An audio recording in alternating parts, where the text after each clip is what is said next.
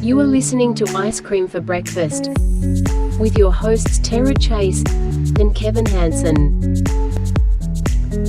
When Tara and I first decided to do a podcast, it was back during COVID, and it was under a different name, and those episodes were never made public. So we're going to go back into the vault and listen to a conversation we have with Michelle Reardon, who is my DNA cousin, and she's the person who figured out all of my relatives, DNA relatives, after I did a DNA test. I call her a DNA detective, and she's really quite fascinating how she figures all this stuff out. So hope you enjoy our conversation with Michelle, and you'll learn something about DNA. So today's show, we're going to talk something that's a little more personal to me, and we're going to talk about adoption and DNA and how those two things can work together. We're going to get into my story. We're going to talk about some things that are interesting and maybe some things that some people might not want to hear, but I'm going to be as bluntly honest with my situation as possible because I think it's important for people with adopted kids to understand some of the negatives that other kids have gone through being adopted. Just other situations that we might not think about when we think of an infant or a child and you think of adulthood. Right. And bringing up adoption in the 21st century, we have a special guest on the line that I'll let Kevin introduce, and then we'll let her also introduce herself. So today we've got Michelle Keener. Hi, Michelle. Hi. And Michelle, you are calling, or we're talking to you. You're currently in Nashville. Is that correct? That's right. Mm-hmm. Okay. And you have an interesting hobby, let's call it. And when I talked to you earlier today, I said that I believed you were a DNA expert. And when I said that, you laughed. And and the reason that I say that, I believe I heard somewhere where if you know more than 90% of the population about a topic, you're considered an expert. And I would think you probably know more than 99% of the population. I'm going to guess if I went to the mall here in Boise and found 100 people, you know more than all of them. Pressure's on, maybe. Michelle. I don't know. Oh, I do know.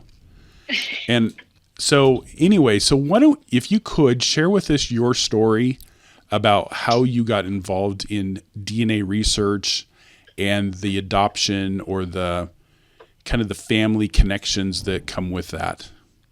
Sure. So I probably have a pretty cliched story. I think because I am first and foremost interested in genealogy. And that came about, usually it comes about in one of a couple of ways. I think you have an aunt or a grandma or somebody who gives you a whole pile of papers and letters and photos, and you go through it and you get really interested in your family history in that way. Or, as in my case, I was given an assignment as a freshman in high school to write down my family pedigree chart. And I would, of course, your parents, and I knew my dad's mom and dad, and I asked my mom about her parents, and she had her mom's name, and she told me that her dad, she didn't know what his real name was, which was, I think I had heard that story from her, but she said they just, referred to him as Frog, like that was his nickname. And there's a whole story behind that, but, basically I made it He up. likes to hop. Frog. Yeah. Frog. Yeah. Frog. And I knew her surname because, she obviously had a maiden name before she married my dad. So I wrote that down, but I was just like, I think I threw in the name Charles or something like that because I wasn't going to put Frog on that pedigree chart. But it's charming. It has its charms, but so that was sort of, that piqued my interest, and I thought, hey, wait a minute, why don't I know more about my family? So I kind of held on to that interest through, being a kid and going through my 20s, and it wasn't until about 2015 when I really kind of circled back to that question. And my mom by that point had gotten her birth certificate. So she had the full name of her father. And I just, decided to start investigating. And really that's what genealogy is to me. The reason why it's one of my favorite hobbies is because it is just about detective work. I mean, if you enjoy research and you enjoy investigating mysteries and finding things out, if you're a little bit nosy like I am, then this is the hobby for you. So that's kind of how I got into DNA, because I was super motivated and I was enthusiastically building my family tree, but I reached a point where I couldn't go any further with the paper records, and I joined a local I joined a local genealogical society that was very active and super smart people. And they had a DNA group. And they said, really the next step for you is to get a DNA test. And that way you can, start looking at your matches and looking at their family trees and making connections and hopefully getting the next clue that you need to resume your search via the paper trail and bust through some brick walls. So that's what I did. I took the DNA test to, get better with my genealogy. And when did you take that test? What year? So I think it was about a year after I had really gotten started on the family tree. And so I think it was about 2016. Early 2016. Michelle, tell everyone, guests and everybody that's hearing your story, what do you have to do? Like, what is the starting point to go and take a DNA test? And which one did you do? Did you do mail in? Where did you go? Yes, it's mail in. Everything, they make it super easy. Okay. So I, again, that society was probably the best decision that I made in terms of, getting the right guidance to do this. They suggested Ancestry DNA first because it has the largest database of DNA testers. And I mean, at that time, I don't know if you remember, but they had those commercials about, changing from your Scottish kilt to right. Yeah. You were 50% something else that you never thought you were. Yeah, exactly. So people were really, really getting into it and taking DNA tests. Just really, I think mostly for those ethnicity estimates. Sure. But so it's true. Ancestry DNA at that time, and I think probably now, still has the largest database of DNA testers. The other thing is that you can take your Ancestry DNA results and you can upload them to a few other sites. And so you can compare your DNA results with people who have also done that with these other sites. Like MyHeritage is one, Family Tree DNA, but you can't take your results from those other sites and upload them to Ancestry DNA. So the mobility of the DNA results was one reason why I did Ancestry first. And you can also do 23andMe and with the same thing, like you can upload 23andMe test results to these other sites, not Ancestry, but you can't take your results and, 23andMe isn't going to accept Ancestry DNA results. Meaning it's just a business practice. They want you to take their DNA sample to embed it into their program. Yeah, you have to test with 23andMe. Within them. But if you're on a site where you can, like GEDmatch is a good example, you don't actually take a DNA test with GEDmatch, but it gives you the ability to take your DNA test results and upload the information into GEDmatch, and then you can compare it with a larger pool of testers who have taken it at any other site, really, that tests. So that was my, they said do that. They said, just put it up everywhere and get the largest results. And I did, except for 23andMe. I still haven't done that. So that was, and you send off for a kit. Ancestry DNA has tests throughout the year. And so you don't really have to spend the full amount. I think at that time, the full amount was like $99.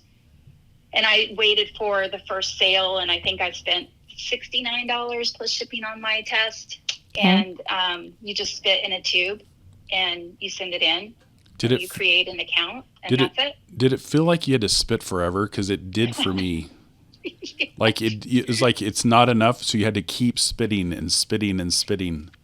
Thank you guys for clarifying what I would have to do if I ever do this. I was going to ask, that was my next question. What did you put in the tube? But now I know it is spit, saliva. You take a scalpel and you just take a piece out of your arm. I'm done. Stick it in. I don't want my family ancestry if that's the reason. I literally had to spit, and it felt like I spit for like 5 minutes. Wow. To fill up. It wasn't big, but I guess I just didn't have any spit that day. You did not have. And I was concerned that if you had like soda or water, some ethnic food, would that show that you're, you're 50% Thai that day or something? I just had some really good Asian food. I look nothing Asian, but I might be. That's awesome. So anyway. Back to the investigating part. What were you investigating? What was your purpose to, you call it investigating or getting nosy, but what is it that you were really trying to find, Michelle? Well, the first brick wall that I ran into was on my dad's side. His grandfather, I thought, because I grew up knowing my dad's family, I thought they're going to be easy peasy, and they were not. That was the first brick wall, and I was talking to people, including some of my dad's siblings were still alive at the time, and I was asking them, well, who was your grandfather's parents? Like, it doesn't seem like he did pass away when my grandmother was really young. She was like 7 or 8 years old. But there was no documentation. He died right before the state of Arkansas started processing or asking people to submit death certificates. So I really did not know who his parents were, and it was driving me insane because I felt like I should, have that information. It was so early on in my tree, relatively early. So that was my primary goal, was to use DNA to find out who his family was. Got it. That's cool. And that search became one search into the next. I mean, that's the thing, right? There's a couple things that Ancestry, DNA, actually everybody should they should just have in big, huge flashing lights, a huge disclaimer that, you take a DNA test, it might be like opening a Pandora's box. It's definitely going to insert more questions into the equation than answers. And sometimes you're going to, get a huge surprise that you may not expect. Kevin's shaking his head. Yeah. Yes, there is Pandora's box, or it could be a beautiful box. So the way that it connected, and let me just tell some of my story now. I grew up, I was adopted at birth. I was told by somebody that there was a drunk driving accident. And so I spent my life just kind of knowing that there was something that happened. And this is part of the story that I'm kind of a little concerned about telling, but I feel like I want to tell it anyway. I think it's just how you're raised as an adopted child. The parents who raised me, I felt very much loved and like one of the children from my father. But on my mother treated me, I felt differently, like I had been rescued. I was a puppy at the pound that had been rescued. And I always felt like maybe there was some kind of a debt I owed. And maybe this is a bigger issue with that situation specifically, and this isn't a general thing, but like just always being like told like somebody could come and get you if you don't do what you're supposed to. So maybe this is a bigger issue for my situation than it is for everybody else. But I remember as a kid just wanting to feel normal. I just wanted to feel like I was one of everybody else. Like you didn't want to say, I'm an adopted Right. person. Right. I'm just my dad or my mom's son or my sibling's brother. Correct. And my dad was also a big genealogist. And so I had spent a lot of time talking with him and him telling stories of his parents who had come over from Denmark and England. And, and I loved those stories. And I, like Michelle was saying, I loved the detective work, but I looked at it from a different perspective. I looked at it from a historical perspective. Mm-hmm. So here's somebody who was born in 1750 and what was happening in the world when they were. So I was kind of looking at it from a lot of the genealogy was already known to me from those families. So my perspective was, what was life like for them? What were the experiences that they were going through? But at the same time, I was Danish. Hansen with an E is Danish, and Hansen with an O is Swedish.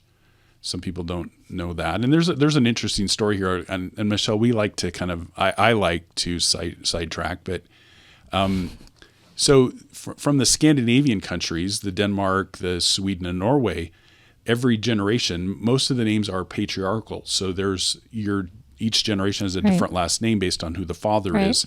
And when Napoleon invaded Denmark, he said no more. So whatever your name was in 1815, I believe, that was what your name was from then on.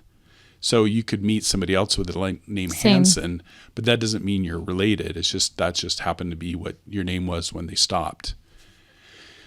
And there was also part of me that never really felt like I was Danish. Like there was part of me that connected with that family because that's who I was. But then there was part of me that really wanted to be related to Sean Connery. Right. And so, so there was that kind of that missing piece.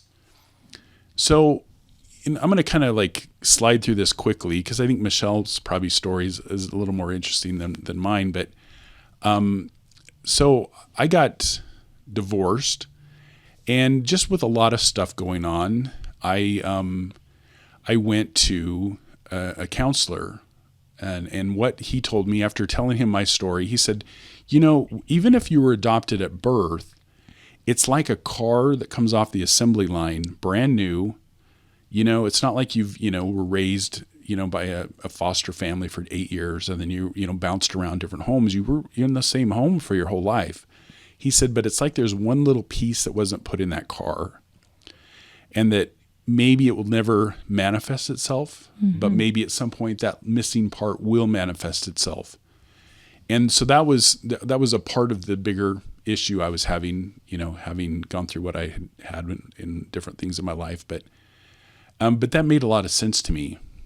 And so feeling like you're normal, I always felt like I was a normal person, but there was always kind of that weird part of being adopted. The family tie. Right.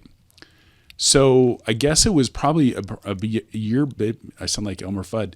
It was probably a year before you did yours, Michelle. I did the DNA test to find out historically where I was, because I didn't really want to meet people. I wasn't interested in knowing who, Aunt Jenny was, or, Jim Bob, or wherever. But I did the DNA test in early 2015. And again, not really knowing what to expect. And I got the results back on Ancestry. I did it there as well after I spit for a few minutes. And it was interesting because it had Scotland and Ireland and England and, most of the Northern European countries. But then there was like this sliver in like India and Portugal, and I'm trying to think, into France, which is a normal thing because you got all the Vikings that invaded down there. And I connected with a lot of people that were I talked to a woman who lived in Scotland, and she was, I think it said that we were like fourth cousins, and she had an ancestor who moved to Idaho. Wow. In the 1860s. And so I kind of just assumed that was who it was, but I didn't really research it more because it was hard, because if you want to know people farther back, you have to know who they are closer to you. does that make sense? If you want to know who your great-great-great-great-grandparents are, you still have to know who your grandparent was. And your great-grandparent. Right. Right. And so I had just kind of left it at that. And I just figured, okay, I'm that. But then I noticed as the years went by, the results changed on Ancestry.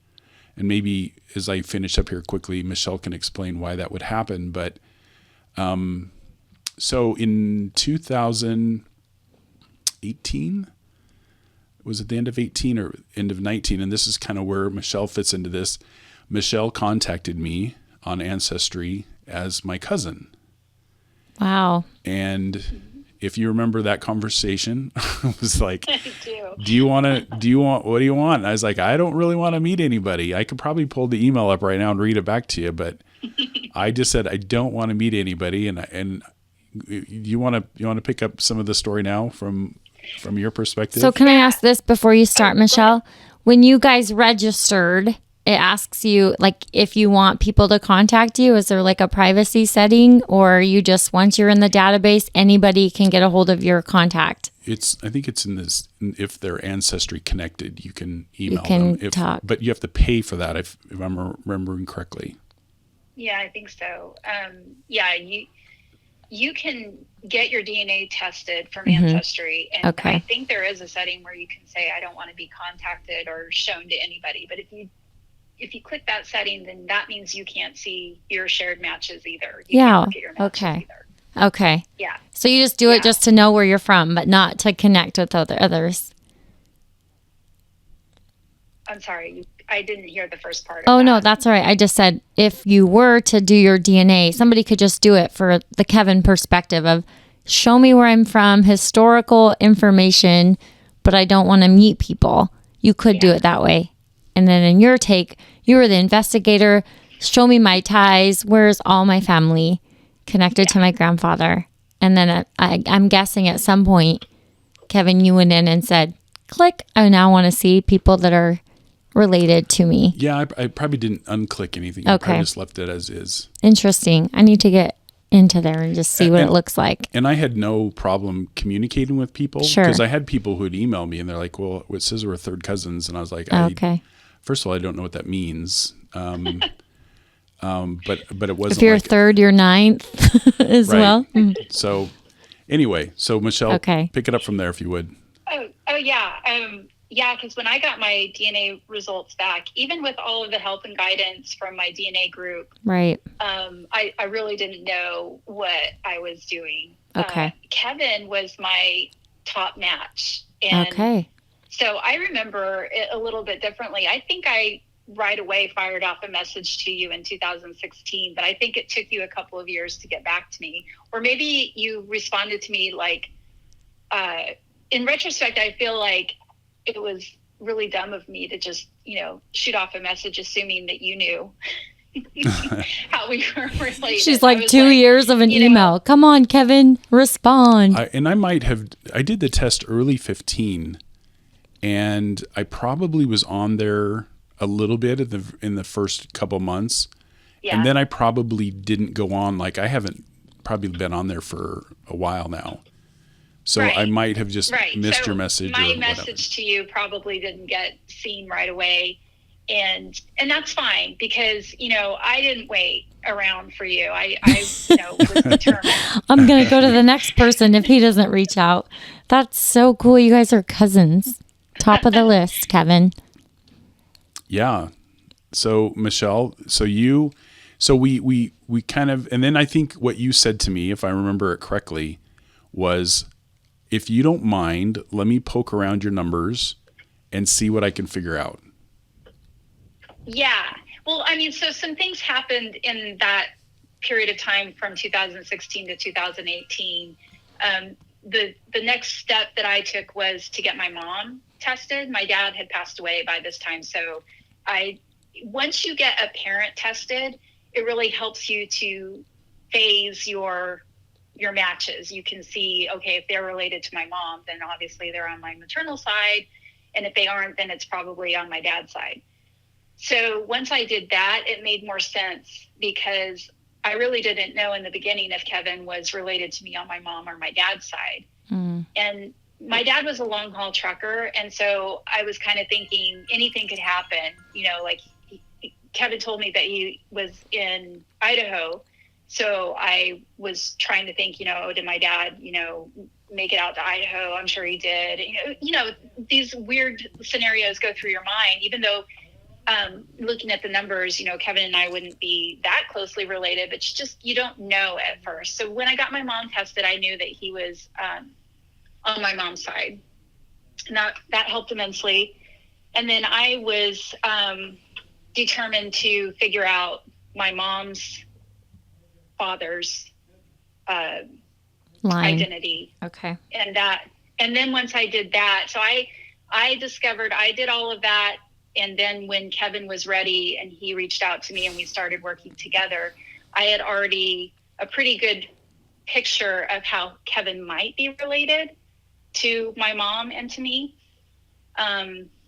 based on the fact that I knew he was related through her father, whose identity I had by that time pretty much nailed down. Wow. This is so exciting. And so you said, can I poke around your numbers? And I said, fine. And then it was about, if I remember correctly, it wasn't 2 weeks, 3 weeks, something like that. Mm-hmm. You emailed me back and you said, I know who your grandparents are. So let me ask a clarifying question. Michelle, and Kevin, did you tell Michelle I'm adopted in that first conversation, or I'm sure they did. Because then Michelle would be looking for when he was adopted and where. Okay. So you had a really blank slate. Where do I start? Right.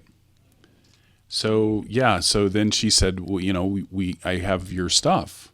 Okay. I know your grandparents. Do you want to know? Do you want me to keep it to myself? Do you want me to text it to you? Do you want me to email it to you, or do you want to call you? Mm-hmm. And I said, well, let's just talk. Mm-hmm. Do you want me to get on a plane and come out there and show you everything? Right. Because I feel like sometimes I try to explain my story to people, and I feel like I need a flow chart because it's pretty crazy. And it's only going to get bigger, flow chart, right, as you discover more people. Right. Mm-hmm. Which is the family tree. So Michelle and I connected on the phone, and this is probably where it was overwhelming. It was, I don't think it was emotional, but it was just, there was so much information at such a quick amount of time. But to find out, and there was still one piece we didn't know for sure. Yeah. And so anyway, continue. Sorry, I keep blah, blah, blah. No, it's totally fine. I mean, once I had access to your DNA results, it was basically a question of just looking at the matches who didn't share with me. So I was looking for, I think, you mentioned, Kevin, there was a piece missing. I think initially we weren't sure. So my theory was that you were the biological child of a son or daughter of my mom's father. So we shared a grandfather, but we didn't know if it was going to be your mother or your father. That was the missing piece that we were still trying to work out. So I started looking at the matches who were not related to our grandfather on our grandfather's side to establish the other parent and their family. And that's when I came to you and said, I found your grandparents for this parent. Do you want to know that information? And that's your grandparents too, as well, Michelle, correct? No. Oh, okay. This would have been his grandparents on the other okay, side. On mom's side. Yeah, but we didn't know it at that time. Right. Okay. So it's a little puzzle. We did kind of, work it out. So once you find that common ancestral couple, you look and see how many kids they have, and you try and, do the research forward in time, and, see what shakes out. And I can't remember if it was, we've already kind of, I think, let it slip a little Yeah. bit who that set of grandparents were. It was on your biological mother's side. Right. So I don't know if we determined that it was. Oh no, we did. So they only had. Oh, now I remember. It's all coming back to me. There was on Ancestry, of course, they give you access to a ton of different records, and there was a divorce decree, and the divorce decree had their names, obviously, and then it also said that they had one child as a result of the marriage. Correct. So that really helped narrow it down. So once we knew who that child was, boy or girl, then that would determine whether they were father or mother. Yeah, exactly. Makes sense. Exactly. So then it was just the question of, we found your mother, then we knew that it was a son of our grandfather, who was your biological father. Right. And that person was a half brother to my mom, who grew up thinking that she was an only child. It turns out that she had a ton of half siblings from this guy. And in this name, Frog. Oh yeah. I'm gonna say, is that because he hopped around a lot? Is that kind of No, okay. But that would be you accurate. Have to clarify something. Lily pad to lily pad to lily pad. Frog was the nickname given to my mom's birth certificate father. Oh, So interesting. This is what, when I said that I was Her doing grandfather. some work between 2016 and 2018 when Kevin and I reconnected. I was figuring out that her birth certificate father wasn't her actual biological father. Okay. So Frog is, he was my grandmother's husband that she had been divorced from for about a year when my mom was born. But because my mom's father wasn't in the picture, I think she just threw his name on the birth certificate. I mean, because we're talking about 1941. Mm-hmm. And, there might have been a little bit of a stigma attached to. Absolutely. Yeah. Wow. So, Michelle, I'm just curious, have you found how many uncles and aunts you have after your mom thought she was an only child? So I think the last time I counted, we know of 1, 2, 3, 4, 5. Wow. And there could possibly be another male, another half brother. But unfortunately, I think they are all gone. They're all passed away.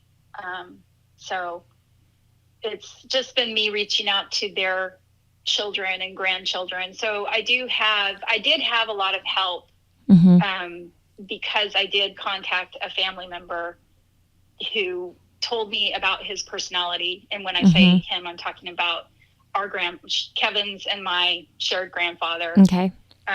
They let me in on his personality and his character. And he was, a person who fancied himself as a ladies' man, he was a Rolling Stone. He did not stick around. He was married and he did father a son through that marriage, but they were divorced within a short period of time. And he really didn't, stay in that child's life. So who knows if he even knew my mom existed. I mean, right. It may have been a one night stand. Right. Situation. Wow. And I would like to say something about this for me, this whole experience. And I think I've heard different people that were adopted who have met new family members or their DNA family members that had really bad experiences. This has been really a great experience for me. There are people who are still alive that I don't want to name just because for privacy and what have you. So, and it's been a good experience and a great experience. And, I'm very grateful and appreciative to it. There's also those people and I'd like to share some of that story with, my birth father who was deceased before I was born. And so first of all, Michelle, I just want to say thank you because I think that some people, I was totally going to just avoid this because I just didn't want to get into the experience I had growing up with the mother that raised me wasn't another experience I wanted to have with another person. And so I'm grateful that you were persistent. But the story and so I guess when you find out stuff, then it opens up that you maybe want to know more. So maybe you don't want to know anything, but then once you know something, you want to know everything. Yeah. So I believe the story, if I'm remembering, and again, if you're at home, if you've got a piece of paper and a pencil, you want to start a flow chart, try to follow along here. So my grandmother, which would be different from Michelle's grandmother, because they had the same husband. Mm-hmm. How many wives or partners do you think he had that at least produced children? And I hope we're not trying to disparage him or anything like that, but just it's a reality, and it's just part of the story. No, I don't think that. I look at it, and people are human. He was a human being, and I don't judge him. I do wish that my mom had a different upbringing. Right. I wish she did not have a stable home life. Her mother went through a series of relationships. And so it would have been great, excuse me, if he had been a different person who, could have given my mom a stable home life. But, it is what it is, and there's nothing you can do to change it. And it's just, I'm grateful to even have as many answers as I do. And I have photos that, family members gave to me. And so I think he was partners. I think he had at least 4 different women. He had children with 4 different women, possibly 5. And he was definitely married at least twice. The last person he was married to when he died in California, they did not have children together.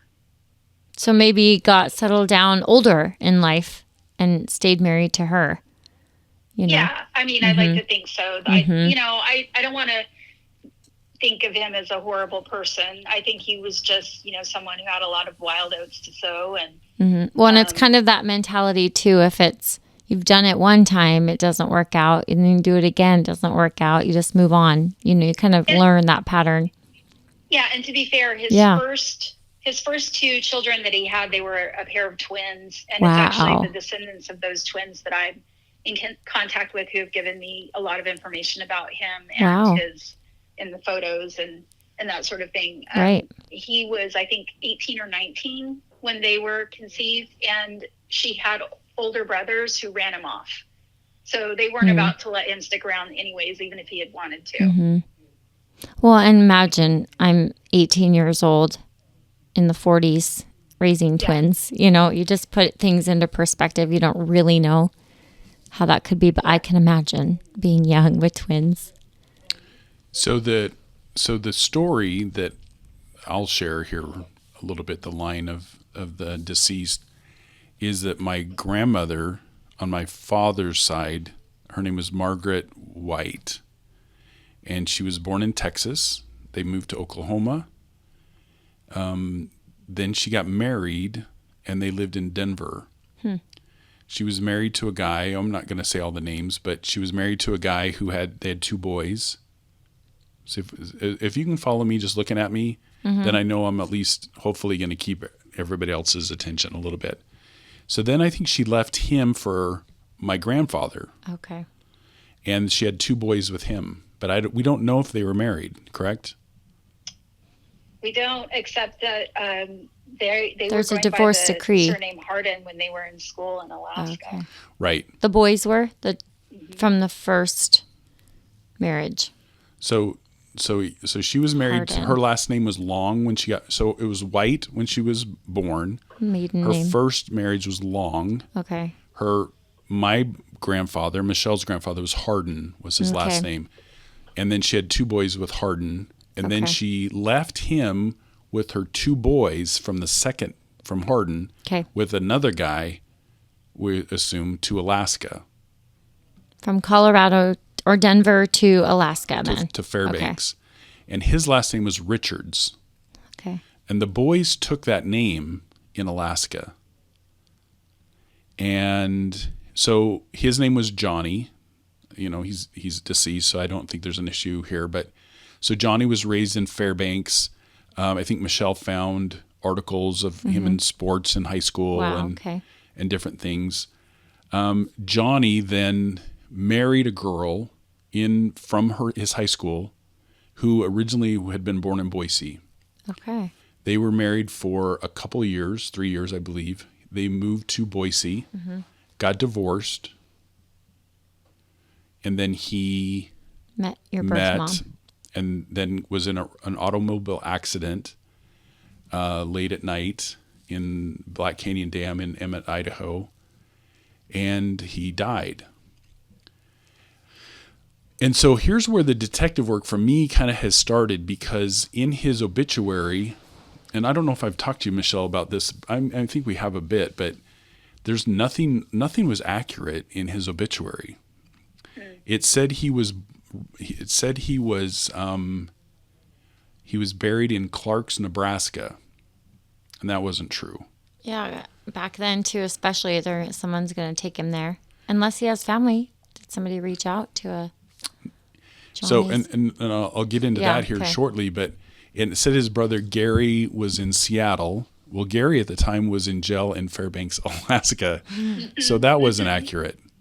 It did say he had a sister who was living in to Council Bluffs, Iowa. Okay. Which may or may not be. We don't know. But it doesn't list his mother. It doesn't say, survived by, or it doesn't say preceded in death by.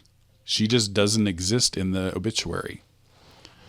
So what I did was I reached out to the county where he died, to the only funeral home there, Gem County, and talked to a guy, and he emailed me the next day his file from 50 years before. That's so cool. And they literally they sent me the autopsy. Wow. They sent me and the guy, even at the funeral home, he blocked out the details about what happened to him, like the gory details, so to speak. The cause of death. It had the police report. Wow. It had where he kind of lived. It showed other connections, including the ex-wife, and then there was also all of the correspondence between the funeral home in Emmett, Idaho, and Council Bluffs, Iowa. So they even had the receipt from the United Airlines where they shipped his body back, and there's all these letters between the two, but it never mentions family in any of the correspondence. Really? And then at the end of it, I think they said, we would like to apply for Social Security benefits to pay for this. So, and this was the funeral home. It wasn't the families trying to do this. So that's become my thing, and it kind of happens every once in a while, and I try to figure out what happened to his mom. Or who was he corresponding to in Iowa? Right. Why? Why Council Bluffs? In the obituary, it said his sister lived in Council Bluffs. So maybe her. But why was it just her? So those are those things that drive me nuts now. Right. Michelle. Unknown. And and it's kind of funny in that movie My Girl, if you remember, Dan Aykroyd was the mortician or the funeral home, and it was out of their house, and that's exactly what this place is. I have the address for the funeral home, and it looks like a house. So I'm sure back in the 60s it was just someone's they home. turned it into, but it's not that anymore. So there's no way to get any more information that way. So have you done a lot of like looking for headstones? Because that's kind of where I'm at with. And so let's back up. Sorry, let's go a different direction with this. So every 10 years they bring out a new, like the 1940s census and the different records. Yeah. That's right. After 72 years, they release the census from 72 years earlier. So that means that 1950 just came out earlier this month. Oh, so I have not looked at that. Yeah, well, it's in the process. Of course, you've got people who have been. I think they refer to it as New Year's Day for genealogists. Oh, cool. I bet. Christmas. It's a big deal in the in that community, and people were chomping at the bit to access the records and start immediately indexing. Mm-hmm. So I don't know. I think it's it's coming along. People are indexing it for FamilySearch.org. Obviously it was the national. It was NARA, that the Records and Administration Department, that had the census, and I think you can go onto NARA's website and you can throw in a search, and it's like OCR, and you might get lucky and be able to have the name that you're looking for pop back up, Kevin. But I think that it's easier if you know exactly which district and town they were living in, and you can start there.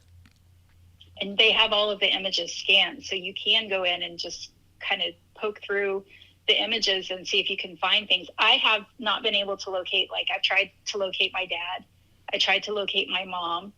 I haven't been able to locate those people yet. And I thought I had a good sense of where they were in 1950, but it's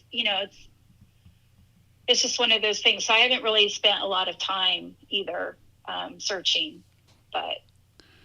So just for somebody in the audience, so like for instance, like my maternal grandmother, we see her on the 1940 census, but now I don't know where she's at.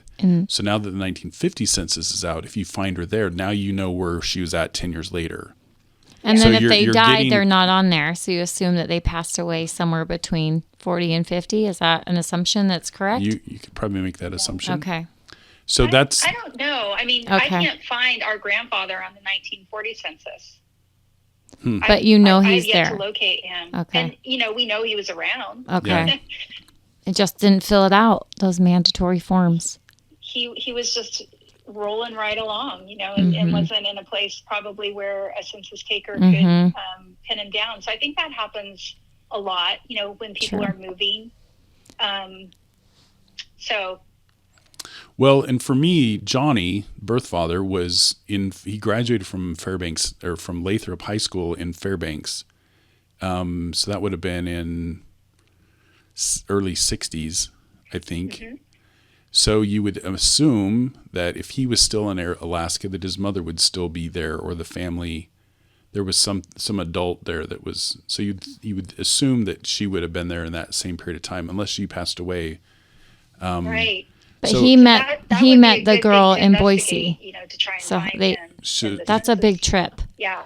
So her family had moved to Alaska. So they went to high school together in Alaska.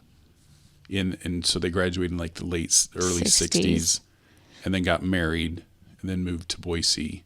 So the 1950 would at least kind of bring us 10 years closer to where the birth grandma. mother was. And then I printed off the DNA results here for Tara to look at. And so there's a way to connect, like if you click on the top, your match, and then everybody on your whole list that's also connected to that person comes up in a kind of a separate list. And you can put and I'm kind of showing Tara here. So you can put all those people with the same color, little dot on the off to the right. Okay. And so then you can go down to go back to your main list, and then go down to the first person that doesn't have a color, click on them, and then it'll bring up everybody that's connected to them. Then you can color them a separate color. So you can separate your 4 grandparents with those 4 lists. Got it. And that's so cool. It's just hard. So now it's the detective work. Going back to what you talked about originally, it's trying to figure out how to do it, but you're just much smarter with the DNA stuff than I am, and I'm kind of limited with my... I don't know about smarter. I would just say highly motivated. And maybe the DNA for me with her, that doesn't matter anymore, because I know who she is. It's just trying to figure out what happened to her. And Yeah, exactly. I mean, that would be great. And and the other boys. Because I don't know, for me, I always hope that there will be somebody that I make a connection with who might have pictures. I don't have a single picture of my mom's mother. She lost all of her photos in a fire when she was younger. And so that to me would mean more to me than anything in the world right now, is just to see a photo of what my grandmother looked like. What she looked like.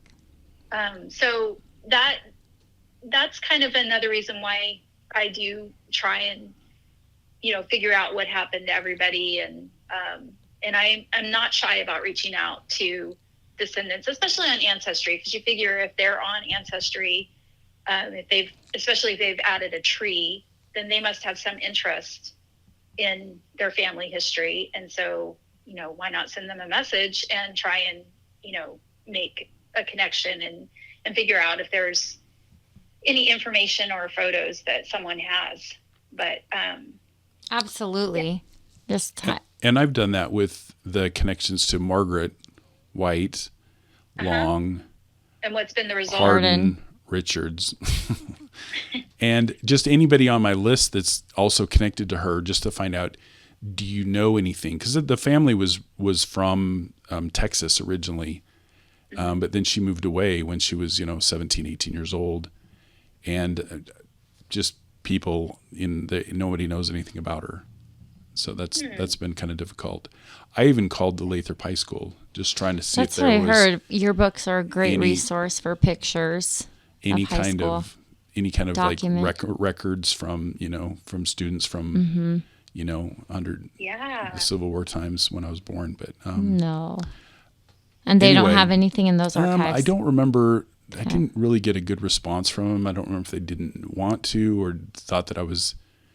It was funny because the funeral home was like, sure, yeah, I'll find it. And then there it was. But the high school, I don't remember if they just didn't want to get involved with it. Idaho hospitality, Kevin. Yeah, that's true. From Emmett. So anyway, so do you do this for other people? Do you research the DNA for people, or do you help out? And here's what I told Michelle back in the day. I said, it's almost like being like a Boy Scout or a Girl Scout. You get a sash when you're a DNA researcher. And every time you connect somebody, you should get like a little merit badge that goes on your sash. Got another one. So do you do this for other people? And if so, how would... Well, then I guess I would have 3 badges then, because I've helped you and I've helped 2 other people who are in my husband's family tree. Although I didn't have to I didn't have to look at their DNA necessarily. I just was going off of how much I already knew about the lines in my husband's family tree. There was one on his mom's side and one on his dad's side. And I could just kind of narrow it down. It was kind of, I was lucky on the adopted person's, on the maternal side, the person who was adopted, she already knew who her biological father was because he was of Lithuanian descent. So that really, helped me. Okay, we know we're just looking for your mom then, because there's nobody connected on my husband's family or my husband's mother's side of the family to that. But she happened to be a descendant of one branch who had moved out of the New England area all the way to Minnesota. And so that narrowed everything down so quickly for me that I was able to just look through. The only thing is that he had 4 daughters. So, that meant that, she had to kind of pick up where I can only go so far, just like with you, you kind of had to go and kind of reach out to family members and find out, okay, does anybody know anything? And she actually made the connection with her biological mother, who is still alive. And as far as I know, they are, speaking with each other and getting to know each other. Wow. Yeah. So I think that's what this is all about. No, it's just, that's so touching that this could bring, some sort of peace or closure to so many situations. Not that it erase the past or bring something, but the future can look different. And for searching for all those and, answers. People give children up for adoption for different reasons. Right. But in all of the instances that I've known, they've all been college-age women Okay. in the 60s who Okay.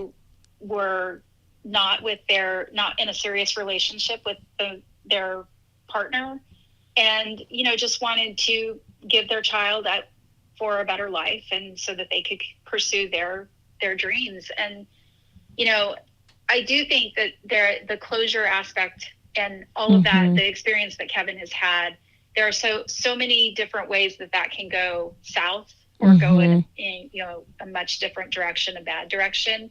And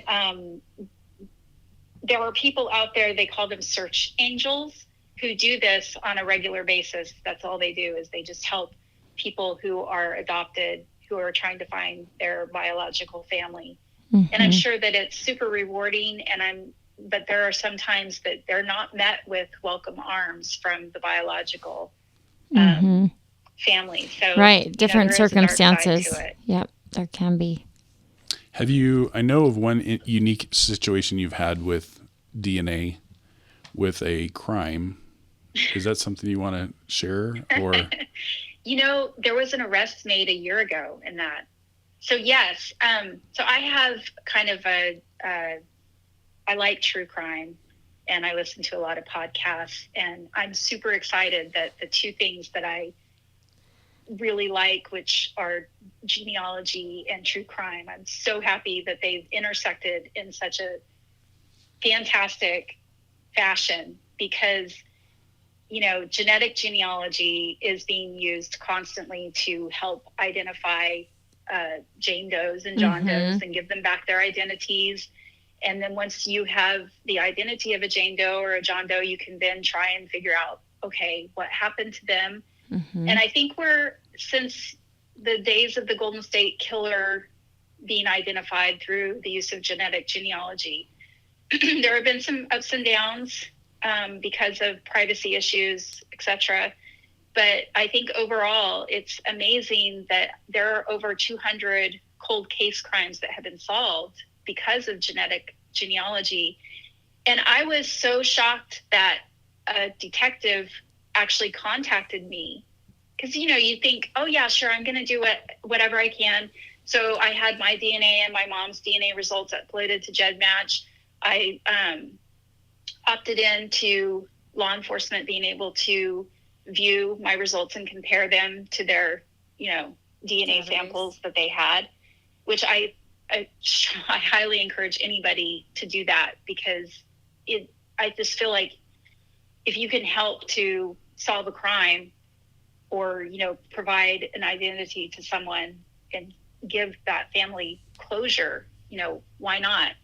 But anyway, so I had done that, and I never expected to be contacted by law enforcement, but I was contacted by a detective in Douglas County, Colorado.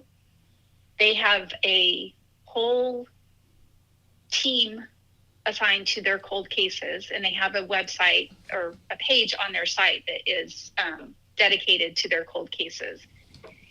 Anyways, this detective contacted me, and she let me know only a few things. She let me know that it was related to a cold case in Douglas County in 1985. And I asked her, and she said that it was my mom and me who had the connection, or maybe she just said it was my mom, but I at least knew that it was related to my mom's DNA on GEDmatch. And she told me, I asked her for the number of centimorgans, which is the measurement of DNA that folks share. I asked her for that number, and she wouldn't give me specifics. She just said, it's in the range of a second cousin or second cousin once removed, which is actually kind of huge, because that means that you share as close as, great grandparents. And most people know who their great grandparents are, or a lot of people do, if you are into genealogy, but you may not know all of your second cousins. So I was looking at my family tree right away and trying to figure out, okay, who was in Colorado?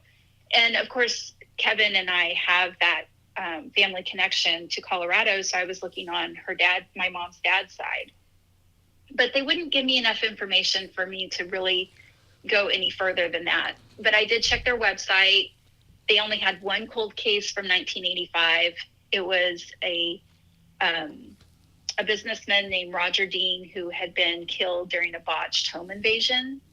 And you really are a detective. The guy, what's that? You really are a detective. Yeah, I was just holding my breath. It could go either way here. Is it going to be the one that committed the crime or the one that's the victim of a horrible Jane or John Doe? Because it could go, oh, someone in my family is the mass murderer, right? Yeah. Well, it was the perpetrator in this it was instance. Okay. Yes, and that's I think why they really didn't want to share very much information with me. They didn't know how closely, if I knew this person, if I might give something away or whatever. Mm-hmm. It turns out that I think the connection was way more distant than second cousin once removed, and I have my theories about why that is. But again, she never gave me a solid number, so I really don't know. She was just kind of throwing that around. But the perpetrator had left his DNA on a ski mask at the scene. So that's how they had it. And they had kept it since 1985. And they had, probably put the DNA up on CODIS, which is that database of DNA that offenders, when you reoffend, they take your DNA, they throw it into CODIS, and they try and, see if you're connected to other crimes. But this guy, like many, never reoffended or never showed up in CODIS. So that's why they turned to genetic genealogy to try and, capture those quote unquote one and dones. And so I was all over the place reading about that case and looking in my tree and trying to figure it out. She did contact me a couple of other times. We got, other family members to agree to put their DNA up onto GEDmatch and opt in for the law enforcement, but they were not a match. So I don't know how helpful I was. She did tell me at one point, she did ask me if I had any African-American ancestry. And I said, no, I did not. And so the person who was eventually arrested a year ago was a Black man. And they put up the details. They said they had used genetic genealogy to track him down, and they were following him, and they got his DNA from a water bottle that he threw away on a flight. Wow. From, I think, New Orleans to LA or something. So let me understand this correctly, if I could interject real quick. Yeah. So I had to spit in a vial for 5 minutes to get my DNA. And they got his off of a ski mask and a water bottle. And apparently they're two different people. So that could be, that they have to have more than that, Kevin. That's just all we know. If they send you a ski mask, if you get a DNA test, then, maybe that's the way they should just do it. Anyway. Well, there's sweat in that ski mask. She's probably adrenaline scared. Yeah. So interesting. Anyways, I don't think I was super helpful with that case, but and I've tried since then to figure out what the connection is, but I just think that it was something they called sticky DNA, which is where you get a load of DNA, a chunk of DNA on a segment that remains intact over many generations of recombination. And so the ancestor could go back as far as, your fifth great grandparent or sixth great grandparent or something like that, which is, usually in the 1700s. And so this person, since I do not have any African-American ancestry or ethnicity, probably it was a white ancestor who, knowing what we know about the history of enslaved peoples, it was probably something like that. And I have kind of an idea based on my mom's family tree that it may be on one of her mother's side, a line on her mother's side. But that's just, that's one project that's on a whole list of to-dos that I want to, further investigate someday. And maybe I'll be able to connect myself to this guy. But I don't know what actually became of his case. There's been nothing in the news since April of 2021. So I need to look into that and see what's going on with that. I have this idea for a TV show, and it would be this older woman who works at a genealogical office, and she becomes like a nighttime detective trying to solve crimes and stuff. She doing it. follows They're the doing court it already, cases. all over the I think place. it happens. Anyway, that's funny. Any other crazy stories? Nothing comes to mind. I mean, how can you top that? How can you top the Right. being connected to someone who left their DNA in a ski mask at a crime scene? Like, Well, there's sometimes more than one person. Maybe he really was an accomplice to this That's person that might be true. arrested. That's true. So it could very well be. And The there getaway was car. eyewitness testimony that was conflicting, and so maybe that's why his case hasn't, been resolved yet. Like, maybe that's why we haven't heard anything, because they really have to prove his connection to the actual crime, and that he wasn't just wearing the ski mask and happened Borrowed to be walking somebody's. around. Yeah. Yeah. true. The I had another question. Now I'm drawing a blank, but Michelle, thank you so much.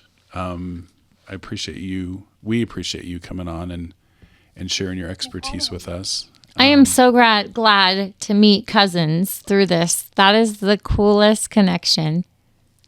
Have you taken a DNA test, Tara? I have not. That was why all my questions at the beginning, because Yeah. there's several stories that have unfolded, and I would say within the last 2 to 3 years from exactly this. I have my stepmother's brother, has rediscovered some of his family connections, and through this process, and other people that I've met have also found a half brother one, and so it's just very interesting to me. And how would I get started? And you're right, is it worth it for me to do? I feel like I grew up in a semi-normal setting, so what more would I need to know?